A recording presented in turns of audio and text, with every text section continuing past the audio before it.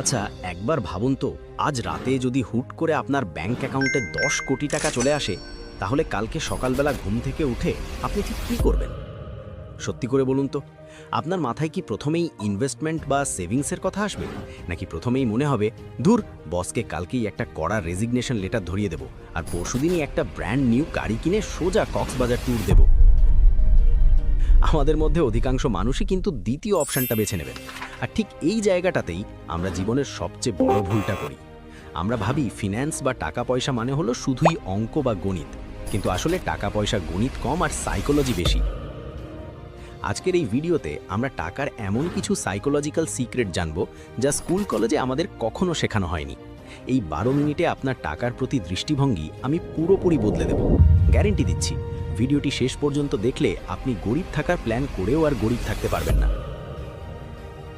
আমরা ছোটবেলা থেকে ফিজিক্স, কেমিস্ট্রি আর ইতিহাসের সাল মনে রাখতে রাখতে মাথা খারাপ করে ফেলি।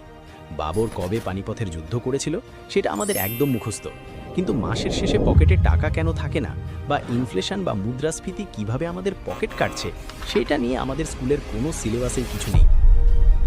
সমস্যাটা হলো আমরা মনে করি টাকা কামানো মানেই বড় লোক হওয়া, কিন্তু টাকার সাইকোলজি বলে টাকা কামানো এক জিনিস আর সেই টাকা ধরে রাখা সম্পূর্ণ অন্য জিনিস। আমাদের সমাজে একটা কথা খুব প্রচলিত, টাকা কি গাছে ধরে? বিশ্বাস করুন, টাকা গাছে ধরে না ঠিকই, কিন্তু আপনি যদি টাকার সাইকোলজি বা মনস্তত্ত্ব বোঝেন, তবে আপনি টাকার এমন বাগান বানাতে পারবেন যেখানে আপনি রাতে ঘুমিয়ে থাকলেও টাকার ফলন হতে থাকবে। বিষয়টা পানির মতো সহজ করার জন্য চলুন একটা গল্প দিয়ে শুরু করি।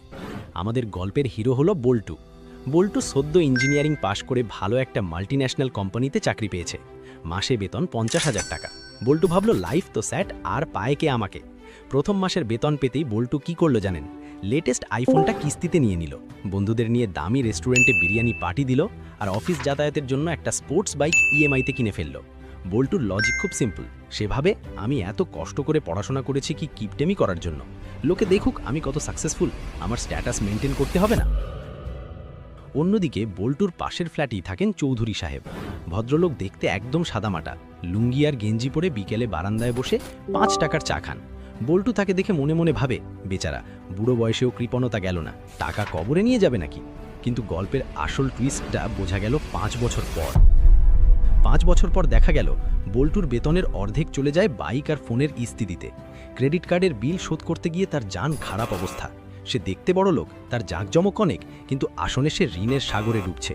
আর আমাদের সেই লুঙ্গি পরা চৌধুরী সাহেব, তিনি গত 5 বছরে চুপচাপ শেয়ার মার্কেট, জমি আর ব্যবসায় ইনভেস্ট করে এখন কয়েক কোটি টাকার মালিক। তিনি চাইলে এখন বল্টুর মতো 10টা বাইক ক্যাশ টাকায় কিনতে